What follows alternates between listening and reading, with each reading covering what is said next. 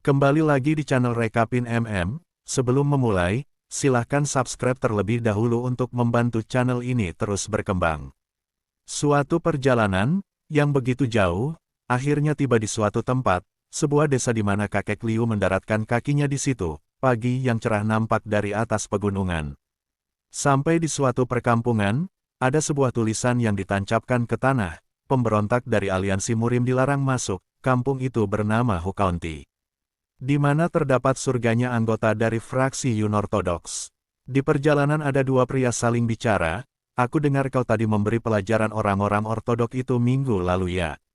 Pria di sebelah menjawab, tentu saja, aku menghajar mereka sampai mereka hampir mati.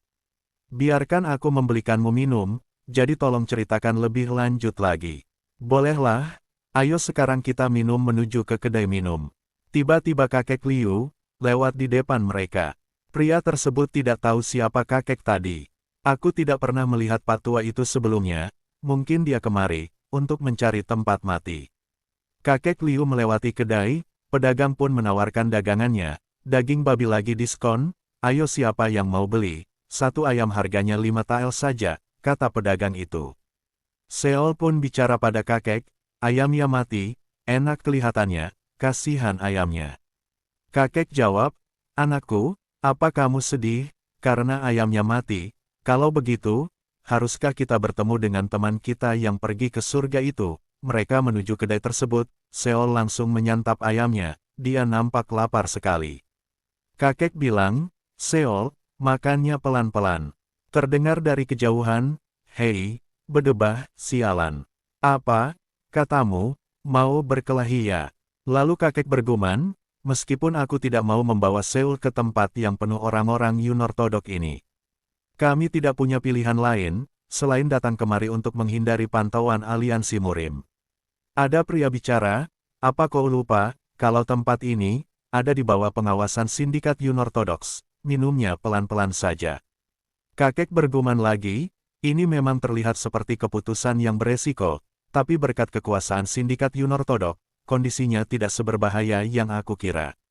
Kemudian di dekat kakek ada seorang pria, yang sedang adu panco, dia berkata, hahaha, aku menang lagi, apa ada penantang lain, apa ada yang bisa mengalahkanku dalam adu panco.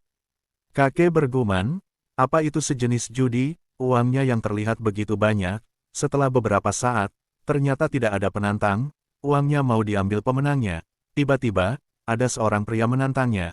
Paman itu mendekati sang pemenang tadi, lalu berkata, bagus, ternyata ada juga penantang baru. Kebetulan sekali, aku perlu meregangkan tubuhku. Kakek bergumam, aura orang ini tidak biasa, apa dia minum sambil menyembunyikan itu. Orang itu berkata, apa kau ingin menantangku? Saudara baik, kamu bercanda ya, kenapa kamu ikut-ikutan pertarungan anak-anak begini? Orang itu menjawab, tidak masalah. Satu jari saja harusnya tidak apa-apakan. Jika aku kalah, aku akan membayarmu 10 kali lipat. Kau tidak bisa menarik kata-katamu, kalau kamu kalah nanti. Little Wei, kelihatannya kau melupakan sesuatu. Aku adalah Baik Giu. Pertandingan pun dimulai. Little Wei bergumam, meskipun Baik Hyung adalah martial master, yang cukup terkenal, aku cukup percaya diri dengan kemampuan adu pancoku. Terlebih lagi, dia hanya menggunakan satu jarinya. Jika aku bisa menggunakan inner dan outer aku secara bersamaan. Tetapi tak disangka, meskipun hanya pakai satu jari, Baik Giu berhasil mengalahkannya. Dia pun berkata, kalau begitu, siapa yang mau menantangku untuk mendapatkan uang ini? Ada orang berkata, memangnya siapa yang bisa menang melawanmu? Ketua sekte yang cukup mendominasi di daerah sini. Harusnya kau menjaga harga dirimu. Baik Giu pun berkata, harga diri tidak ada artinya bagi kita, anggota sekte Yun Orthodox, semuanya akan berakhir saat kau mati, jadi hiduplah sesukamu. Orang yang sedang minum berkata, memangnya siapa yang bisa menang kalau melawanmu, jika kau menggunakan kekuatanmu, bahkan tulang-tulang kami bisa remuk. Baik Giu berkata, kelihatannya ada salah satu orang yang bisa menandingiku. Orang yang bisa menjadi lawan sepadan untukku. Apakah yang kau maksud patua itu? Bukankah dia hanya patua yang sedang mengurus anaknya, selain dia tidak ada orang lain soalnya. Kakek hanya diam dan tidak mendengarkan ocehan mereka, tetapi Baik Giu menyambangi kakek Liu, lalu berkata, berhenti pura-pura tuli, dan terimalah tantanganku, Pak Tua. Kakek Liu berkata, saya hanya orang tua biasa, kenapa Anda melakukan ini pada saya? Sambil melirik Pak Tua, Baik Giu berkata, yah, aku tahu. Karena kau bukanlah orang tua bisa. Kemudian kakek Liu bergumam, aku datang ke Hu County untuk menghindari pengawasan aliansi Murim, tapi kelihatannya aku datang ke tempat yang salah hari ini, tapi jika aku menolaknya, entah apa yang akan terjadi. Kakek pun berkata pada Seol yang sedang asik makan ayam, Seol, tetap di sini sebentar, kakek ada urusan. Kakek berkata pada Giu, jika aku menang biarkan kami pergi dengan tenang. Baiklah, jika kau menang aku akan memberimu apapun yang kau mau, termasuk kepalaku ini. Orang-orang semua heboh, karena kakek menerima tantangan itu. Ada yang mengatakan, apakah bisa kakek tua itu menang melawan Baik Giu? Umurnya terlalu tua, tapi meskipun dia tua, rambutnya kelihatan utuh. Kau cari mati ya, jika kau membicarakan rambut di depan Baik Giu, walaupun itu candaan, kepalamu nanti bisa copot. Kakek Liu pun sudah bersiap-siap, dia sudah melatih tubuhnya belakangan ini, jadi dia ingin mencobanya adu panco. Mereka pun memulai pertandingannya, kakek tua kelihatan ngotot sekali, sedangkan Baik Giu membungkam mulutnya agar bisa menang melawan kakek tua. Pertandingan pun sangat seru sekali, orang-orang semua menyaksikannya. Baik Giu bergumam, sudah aku duga, kakek tua ini, benar-benar kuat, pertarungan berjalan seimbang, tidak ada yang bisa menebak siapa yang akan menang, tetapi Baik Giu sedikit lebih mendominasi pertandingan, kemungkinan dia bisa menang melawan kakek tua. Kakek Liu bergumam, ini mustahil, aku sekarang memiliki inner ki yang setara dengan kultivasi 180 tahun, tapi orang ini, dia setidaknya berada di Transcendent Realm, atau mungkin lebih kuat dari itu. Kakek tua berada di posisi kurang menguntungkan, orang-orang pun sudah menebak yang akan jadi pemenangnya, tetapi tak lama berselang, Seol naik ke punggung Baik Giu, dan mengelus kepalanya, sambil berkata, ini mulus banget, kok tidak ada rambutnya ya? Baik Giu pun sangat jengkel sekali, tapi dia tidak bisa bicara selama pertandingan belum usai. Seol pun masih main-main dengan kepala yang mulus itu, mereka semua pun menahannya agar tidak bicara. Seol berkata kepada kakek, kakek, kenapa paman ini tidak punya rambut? Orang-orang pun heran dengan anak itu. Apakah rambut paman tidak tumbuh? Kata Seol. Seol lalu menggunakan kekuatannya untuk mengambil paha ayam dari jauh, orang-orang pada kaget semua, paha ayam itu terbang, dan sampai di tangan Seol, kemudian Seol menancapkan paha ayam tersebut ke mulut Baik Giu, sambil berkata, Paman, makan ini, aku sudah menyimpannya untuk Paman, makanlah agar rambut Paman tumbuh dengan cepat, katanya. Kekuatan Baik Giu pun menjadi hilang, Baik Giu tidak bisa mempertahankan kekuatannya, Baik Giu akhirnya kalah, dia kalah karena anak kecil yang naik di kepalanya. Seol berkata, Paman kepalanya licin, enak kan? Ayam itu Paman. Paman tidak bergeming, Paman itu langsung bangun dan, Seol terlempar jatuh. Kakek Liu kemudian menangkap Seol. Hal yang aneh, Baik Giu malah tertawa setelah bangun. Dia berkata, aku yakin kalian semua sudah mendengarnya, peristiwa yang terjadi di Kabupaten Sanyang baru-baru ini, pertumpahan darah antara Sekte Gunung Hua, dan Sekte Wudang di Kabupaten Sanyang, mereka tidak peduli dengan imbalan yang dipasang aliansi Murim pada kita, seperti yang diharapkan dari faksi Yunorthodox. Orang yang menghancurkan Sekte Gunung Hua dan Sekte Wudang lewat kejadian itu, kau adalah orangnya. Orang-orang sudah mendengarnya, orang yang membuat Sekte Wudang dan Sekte Gunung Hua saling berperang, dia juga baru saja memakai telekinesis.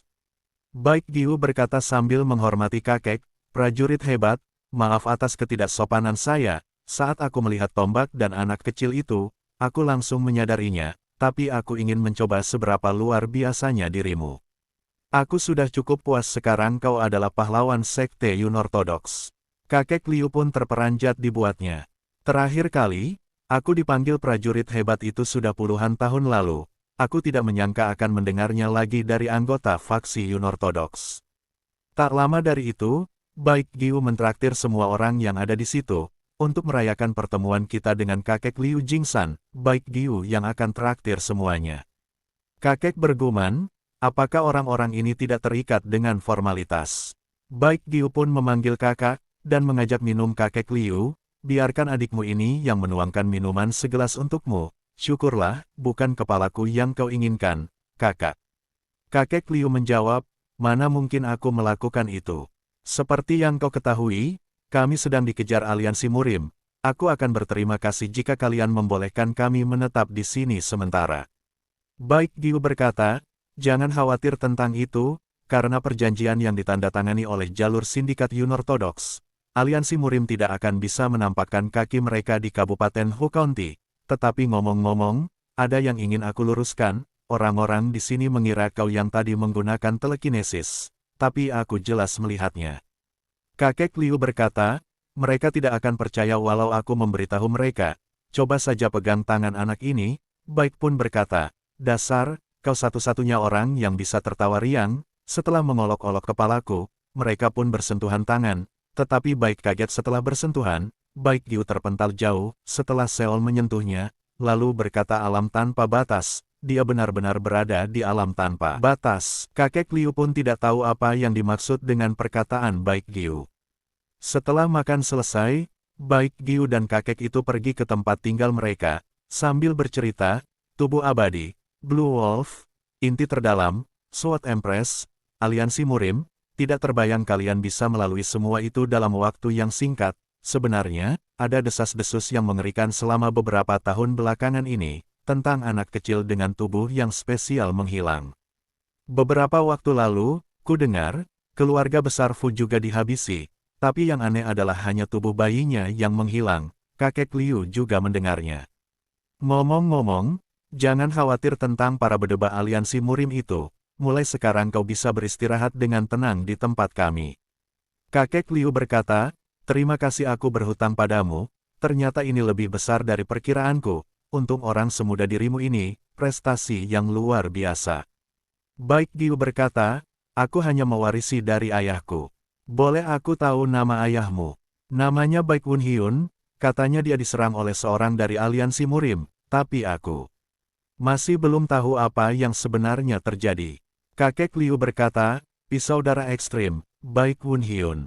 Aku tidak pernah bertemu dengannya langsung, tapi dia terkenal di kalangan anggota sekte ortodok, karena seni bela dirinya yang seperti hantu, bukannya dia terkenal dengan julukan ketua sekte kepala hantu. Baik pun berkata, aku merubahnya, karena aku tidak suka namanya. Baik Giu mempersilahkan kakek Liu untuk lewat di depannya, dia akan memperkenalkan anggota sektenya. Lalu kakek Liu berkata kepada Baik, mereka jelas-jelas tidak biasa, seperti yang diharapkan dari keturunan sekte kepala hantu. Ngomong-ngomong, kenapa kepala semua orang itu kelihatan botak semua? Baik pun menjawabnya, karena ketua sektenya botak, tidak mungkin anggotanya sekte boleh menumbuhkan rambut mereka, jadi aku menyuruh mereka semuanya untuk mencukur rambutnya. Kakek Liu berkata, bisa-bisanya kau memberikan perintah keras seperti itu. Tetapi jawaban Baik Giu itu hanya bercanda. Itu adalah efek samping teknik kultivasi sekte kami, seni kepala hantu. Sebagai gantinya dari kekuatan itu orang yang mengkultivasi seni kepala hantu, mereka akan kehilangan rambut mereka. Kami memiliki tradisi meneruskan seni bela diri kami kepada tamu spesial kami, jadi jika kau ingin belajar seni kepala hantu, kau harus mengikuti cara kami. Tetapi kakek Liu langsung lari dan berkata, pertemuan kita cukup singkat, tapi terima kasih banyak. Tetapi kakek Liu dihadang seorang wanita, dan berkata, kau mau kemana? Saya datang buru-buru ke sini, setelah mendengar ada tamu penting yang datang. Jika Anda pergi seperti itu, saya akan kehilangan kehormatan saya sebagai nyonya dari sekte dominating. Kakek Liu berkata, Anda pasti istri ketua, nama saya Liu Jinsan. Baik Giu datang menghampiri mereka, dia ingin mendengar apa yang mereka dibicarakan. Wanita tersebut berkata, setelah mendengar ada tamu penting yang datang, saya membersihkan tempatnya. Lagi pula, bagaimana bisa aku tidak menyambut tamu yang imut ini? Silakan pergi ke ruangan Anda terlebih dahulu. Baik Giu ingin memandunya, tetapi wanita itu menyeretnya. Kau mau kemana? Bukankah kita harus berdiskusi tentang masalah keluarga dulu, ketua sekte? Baik Giu pun dibawa pergi wanita tersebut. Wanita tersebut ternyata menghajar Baik Giu. Dia berkata, sudah kubilang, jangan minum di siang bolong, jangan meninggalkan sekte. Kemudian, kakek Liu bergumam, aku selalu berprasangka buruk pada sekte Yun Ortodoks. Itu salahku, tapi dari yang terjadi hari ini, aku sadar mereka adalah manusia biasa seperti kita. Kakek pun langsung membuka pintu kamarnya. Mereka bakal memberi tempat tinggal yang nyaman. Ini seperti mimpi, tapi tidak ada waktu yang santai. Aku harus melangkah lebih jauh. Di tempat ini, aku akan mengajari semua teknik tombak angin yang dimusnahkan. Tolong bimbing kami nenek moyang. Seol memulai latihannya dengan kakek Liu. Mereka sangat antusias sekali. Tapi tak lama berselang, Seol merasa lapar. Tetapi sebelum itu, Baik Giu memanggil kakek Liu. Kakak, kau di sana ya? Dia pun menghampiri mereka yang sedang latihan. Dia berkata, seperti yang diharapkan, kau sudah mulai latihan. Lalu kakek Liu bilang, memangnya kapan terakhir kali aku melewatkannya? Masih sepagi ini, kenapa kau mencariku? Apa yang terjadi? Kau mau kemana dengan para anggota sekte? Baik Giu berkata, kakak, harap dengarkan aku, mulai sekarang Kabupaten Hu County akan berubah menjadi medan pertempuran. Para musuh sekte Viper Blood menyerang anak-anak kami di Tongchuan, kami akan membunuh mereka semua. Kakek Liu berkata, sekte Viper Blood, mereka juga anggota faksi Yun Ortodoks kan? Baik Giu pun bilang, sampai saat ini, keseimbangan di Kabupaten Hu telah dijaga oleh 4 kekuatan besar. Namun sekte Blood Viper mengambil alih kelompok Dark Dragon. Sekarang mereka menargetkan aliansi Heaven Reaching dan kami. Para anggota faksi Yun Ortodoks saling bertarung untuk merebut kekuasaan. Sepertinya ada perjanjian diam-diam di jalur sindikat Yun Ortodoks. Agar semua kekuatan Kabupaten Hu bergabung menjadi satu. Aku tidak tertarik dengan hak istimewa, tapi aku tidak akan tahan jika ada yang menyentuh anak-anak, tegas Baik Giu. Kakek Liu bertanya, apa tidak apa-apa jika aku tidak membantu? Baik Giu menjawab, sebenarnya bantuanmu sangat berguna. Tetapi tetaplah di sini dan jaga Seol saja, karena tidak lama lagi aku akan menghabisi semua musuh yang bermain-main dengan anak-anakku. Terima kasih telah mengkhawatirkan kami. Bagaimanapun kau akan hidup sendiri setelah Seol menikah. Ngomong-ngomong, ayo makan malam bersama malam ini, ajak Baik Giu. Seol memanggil Tuan Kepala Licin. Tolong bawakan aku manisan buah saat kembali, Paman, pinta Seol. Baiklah. Aku akan segera kembali. Baiklah ayo sekarang pergi. Mereka pun semua pergi meninggalkan kakek Liu dan Seol. Seperti yang kau katakan, jika aku bisa hidup, sampai Seol menikah, aku tidak akan memiliki penyesalan lagi. Ketika istri Baik Giu mengantarkan makanan untuk kakek Liu dan Seol, dia melihat kakek dan Seol sedang latihan. Dia memutuskan untuk menaruh makanan di balik pintu agar tidak mengganggu mereka. Mungkin lebih baik aku tinggalkan makanannya di sini saja, agar tidak mengganggu latihan mereka, pikirnya. Dia mendengarkan percakapan Seol dengan kakek Liu. Dia bergumam, bisa-bisanya dia seimut itu. Tidak lama lagi kami juga akan memiliki yang seperti Seol. Sepertinya aku harus menyiapkan makanan favorit Seol untuk makan malam nanti. Melatih regulasi kekuatan setelah mempelajari seni bela diri tidak hanya membantu melatih inti kekuatan. Tetapi itu juga menghilangkan kelelahan dan menenangkan pikiran. Begitulah cara menenangkan diri dan membiarkan untuk mengikuti arus waktu. Kelihatannya matahari sudah terbenam, tetapi Baik Giu belum juga kembali. Dia sepertinya terlambat. Seol kemudian mengatakan sesuatu kepada kakek Liu. Dia mengatakan sepertinya ada yang terluka. Baik Giu sepertinya terluka. Kakek Liu bergumam, dia bisa merasakan pergerakan lebih dari 300 meter. Seol mengatakan lagi kalau yang terluka bukan hanya Baik Giu, tetapi istrinya juga. Kakek sontak kaget mendengar itu, sepertinya telah terjadi sesuatu di kediaman sekte Dominating. Dengan tergesa-gesa kakek berkata, Seol, aku akan memeriksanya, diamlah di sini. Kakek Liu teringat dengan perkataan Baik Giu, bahwa Kabupaten Hu akan menjadi medan peperangan. Berarti di situ juga sangat berbahaya. Pindah ke lokasi kejadian, istri Baik yang sedang kewalahan menghadapi musuhnya dan terluka sampai berdarah. Pemimpin regu, Yong Chon-il berkata, apa perlu melakukan perlawanan seperti itu? Bukannya faksi Yun Ortodoks Kabupaten Hu seharusnya bersatu, sesuai kehendak jalur sindikan Yun Ortodoks. Berarti kalian harus tunduk pada sekte dominating kami. Setelah memancing ketua sekte, kami dan anggota kami ke Tongchuan. Dan dengan pengecutnya menyerang sekte yang kosong. Alasan apa yang mengharuskan kami mendengarkan, kalian ketika sekte Viper Blood kami mengambil alih Kabupaten Hu. Menghabisi semua orang botak tidak akan menjadi masalah sama sekali. Istri baik berkata dengan penuh amarah, hentikan omong kosongmu. Sebelum aku merobek mulutmu dengan bilah bulan sabit ini. Yongchon berkata, aku akan memberikan kesempatan. Terakhir, jika kau menyerah sekarang, aku akan mengampunimu. Bukannya kau hanya ingin menjadikanku tawanan, dan memaksa ketua sekte untuk menyerah, jika itu yang kau mau aku lebih memilih untuk mati. Ketua regu pun langsung mengomando anak buahnya untuk menyerang, kalau begitu mati saja kau, kemudian Viper Blood menyerang wanita itu. Wanita itu menghindari serangan mereka. Istri baik mendominasi serangan. Dia berhasil menusuk dari belakang sambil berkata, dasar tikus rendahan, bahkan jika aku mati, aku akan menyeret banyak orang kalian ke neraka bersamamu. Tetapi sesuatu terjadi, tombak yang menusuk orang tadi tidak bisa dilepas. Ternyata dia masih bisa memegang tombak sehingga istri baik tidak bisa bergerak. Tiba-tiba Yongchon menyerang dengan pedangnya. Dengan sekuat tenaga wanita itu berhasil menarik tombaknya, tetapi tidak akan sempat menghindari tebasan pedang Yongchon. Sesaat tebasan tersebut hampir mengenainya, ada yang menangkis pedangnya. Kemudian berhasil menyerang balik Yongchon. Istri baik Giu selamat, tetapi Yongchon terluka kena serangan balik. Dia sepertinya melihat seseorang yang membantu wanita itu. Ternyata kakek Liu datang tepat waktu untuk menyelamatkan istri baik Giu. Kakek Liu berkata, aku akan mengulur waktu sampai baik Giu kembali, jadi berlindunglah di belakangku. Wanita itu menjawab, kakek aku tidak bisa melakukan itu, tolong, segera ambil dan bawa Seol pergi. Orang-orang itu semuanya warrior tingkat pertama atau di atasnya. Kemudian, kakek Liu bergumam, dia benar, aku tidak akan bisa mengalahkan mereka semua sendirian. Bagaimanapun, aku tidak bisa meninggalkan orang-orang ini mati di sini, mereka seperti anggota keluarga Liu kami.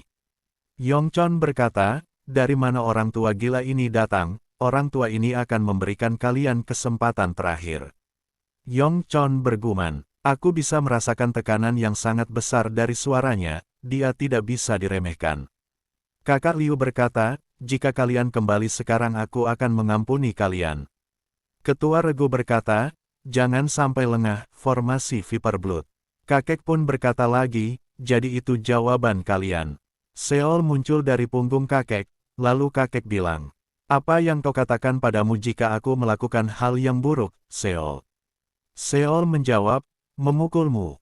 Benar, lalu apa kau bisa melihat orang-orang berbaju merah itu? Orang-orang itu banyak melakukan hal buruk, mulai sekarang Seol akan memukul orang-orang itu menggunakan tongkat, tetapi tetaplah menutup matamu. Seol menjawab, baik, Seol bisa melakukannya. Yongchon bergumam, aku tidak tahu sebanyak apa inti kekuatan yang dia miliki, tapi aku yakin dia pasti sudah gila. Kenapa dia membawa anak itu, namun aku tidak akan lengah. Seahli apapun dia tidak mungkin bisa menghancurkan formasi Viper Blood sebesar ini. Mereka pun mulai serang menyerang, Seol pun mulai memukul orang-orang baju merah itu.